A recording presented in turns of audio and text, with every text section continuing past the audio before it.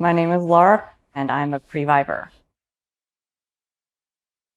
When my mom was diagnosed with cancer, it was strongly suggested that I go in and have a mammogram and check it out. And when I did, uh, they found numerous spots that were deemed precancerous, and it was suggested that I come back in every 4 weeks for another mammogram until they could officially call it cancer when it got to a certain size. Or I could preventatively take care of it. So I chose that. I had no idea what that would lead to and the complications that would come along with it. One major misconception is that it's just a free boob job that's paid for by insurance in most cases, and you just get like a new mommy makeover. It is not that at all. With mine, I started with the DIEP flap, and unfortunately, that didn't work out for me. Within 6 days of my surgery, my skin was really irritated, started turning a little purple and black. When I went into the hospital after 6 days with a fever of 103, they said, "You're in septic shock and your organs are shutting down," and they put me in the ICU. That is something that I really want pre-vivers or people that are about to go through these treatments to know. Consider all of your health conditions, because everything is connected. Everything's going to affect what you're about to go through. I had ulcerative colitis, and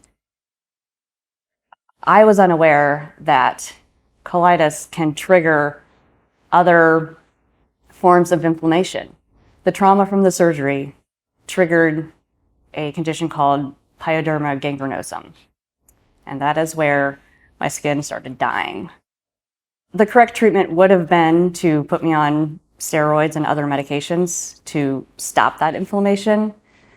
Unfortunately, they chose to just remove all of my skin before it could spread and die more.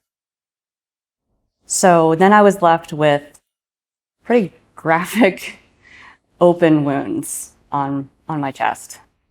It was similar to like a burn victim, where my entire chest, like 12 inches across, was just raw tissue. Sorry, it's graphic. Like hamburger meat chest. It was not pretty and extremely painful. It was mentally, physically, emotionally exhausting just to have that pain round the clock. You can't escape it. So that was 100% the hardest point in my life. I remember being in my hospital room, barely able to move my arms at all. And so I was able to send text messages by talk through text on my phone, and I was texting some of the other moms that I knew to be like, "Hey, I'm still in the hospital. I would love it if you would video call me or text me, or you can stop by. You can bring your kids if you want." And they're too busy. I just wanted to hear from people.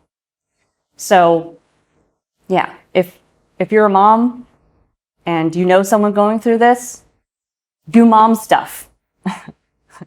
That's what we need help with. Anything you can do to just lighten the load of this major ordeal of someone's life is helpful. Way more than flowers and candy.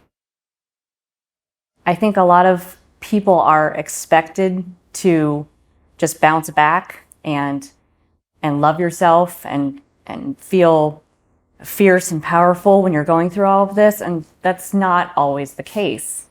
It's going to be rough, and it was rough for me, and I'm glad that I gave myself that time to just go through it and get to know my new body and my new self, because I think that was important.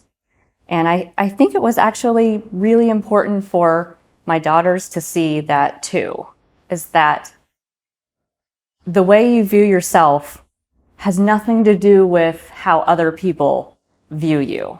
Regardless of how botched my skin is, I love myself now. And I'm happy that I can be accepting of my body now when it's so different than it was before. And I think that will help them with their confidence growing up as their body changes too. Every person has a choice of how they're going to deal with cancer when they're diagnosed or given that pre-diagnosis. What you decide to do with your life and your body is up to you. Yes, of course, you can hear from people in the breast cancer community, and you can listen to the opinions of your friends and family.